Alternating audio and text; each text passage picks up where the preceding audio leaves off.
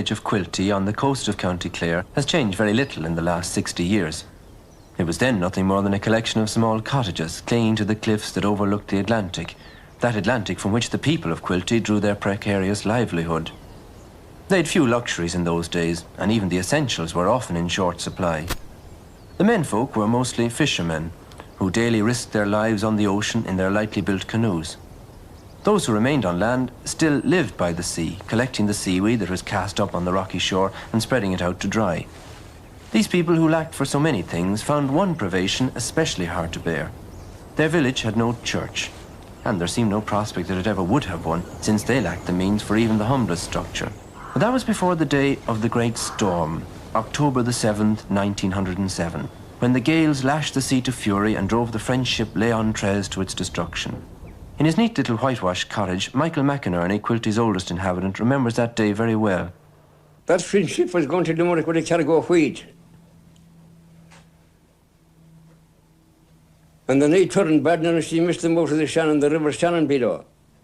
And she came on the northern side of Lewford behind. She came on the Clare side of it, and all along Heather by the cliffs, all along Heather, around Mutton Island, around them two rocks that you see outside there. Many ships have been wrecked on these reefs, including, it said, some of the proud galleons of the Spanish Armada.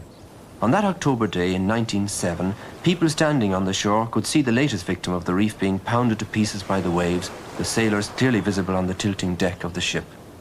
Father Scanning came down the following day, and he went around to the fishermen, and of course he wasn't there very years ago at that time. But it came down a little bit, the shores reduced it back a bit. And he came down, the canoes went out, he ordered them out, and they went out. Were you in one of the canoes I yourself? was, Father, I was in one of the canoes. Was the sea very high? So it was high outside, but Father, we went out to wasn't high. Yes. Out from the bay, when the tide got a bit low. When the tide is out here below, there is no breaker at all there, hardly. Mm-hmm. But outside, the reef rocks is running all together, where the ship was. Were the people on shore afraid that the fishermen might be killed going out? There was inside, and the shore was packed up with women and men and everybody, strangers and all was there. Around the parish they were coming down looking at the ship. So they went out all right, and they left the ship in. Could you see the Frenchmen on the ship from... Oh, you could, Father, you could see them on the ship. Were they shouting? There was a Radharc bubble standing up. They couldn't go any other part of it. What happened to canoes on the way out? Any accidents with them? There was one of them capsized. Were the men injured in it? No, they was only put in the water. They was taken again. They weren't there 10 minutes when they was taken. Their comrades was abroad. Only for that they'd be drowned. Because some of them had no swim. I know. Well then, how did you get out to the reef itself? How did we get out of the reef? Out by canoes. Mm-hmm. So we couldn't go to any other way. Were you able to get right up to the boat? Oh, no, Father, within 200 or 300 yards of it. How could you get up near the boat? When we got near the boat, the sailors needn't ever go swimming in, try to make their life out. Oh, no. About 300 yards from where the canoes was to the ship. So the Frenchmen, they swam into the canoes? Swam in along to just within a few yards of the canoes, and they took them then on board. And to one tell you stick it a winter's day in the month of October, to stick the water. The Quilty rescue was accomplished without the loss of a single life, and it received, naturally, widespread publicity. A public subscription fund for the brave rescuers was suggested, but the people of Quilty preferred to use the money for the building of a church for their village. Collections were made in Clare and throughout the whole country, and the foundation stone was laid in July 1909. The church was finished and opened with a mission in the autumn of 1911. Over the door was placed a stone tablet inscribed with the names of the men who took part in the rescue operation.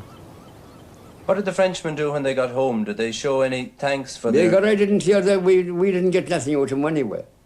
Even in the middle, we didn't get out of them. Is that right? Not one threepenny bit, just small enough. How many men went out on the rescue in the end? Well, there was 4 canoes altogether there. There was 9, 10, 11, 12 men. 12 men. And they had one canoe go out in the evening, they were 3 in the morning. I see a big list outside the door of the church. Half of them weren't in it. Half of them weren't in it. And how did they get their names put up? I'll tell you that. They had a committee below here in one of the houses. 3 or 4 of those fishermen and a few more strangers, and thinking that they get something out of the French for saving them. Everyone was going in, put down my name, I wasn't the rescue, put down my name. But half of them wasn't there. That's the way them was there. No. Well, tell me, how was the church built then? How did you come to get the money together for the church? Well, I got it from America, some of it, through all Ireland that's into there. Only for that, there'd be no church there, maybe. They got the right thing when they got the church. Better than the money being gone on the church is there. Today, life in Quilty goes on much the same as it did 60 years ago, unhurried, unspectacular. But here and there, the observant visitor may come across something that stirs memories of Quilty's day of glory. There's the unusual name of the local hall, called after the French ship, Léon XIII. And there's the Sanctus bell on the steps of the altar in the little church, which is none other than the ship's bell of the Léon XIII, the only thing that was salvaged from the wreck. Each Sunday as it sounds at Mass, the older people in the congregation are reminded of the day when they first heard it, clanging out its call for help across the raging Atlantic.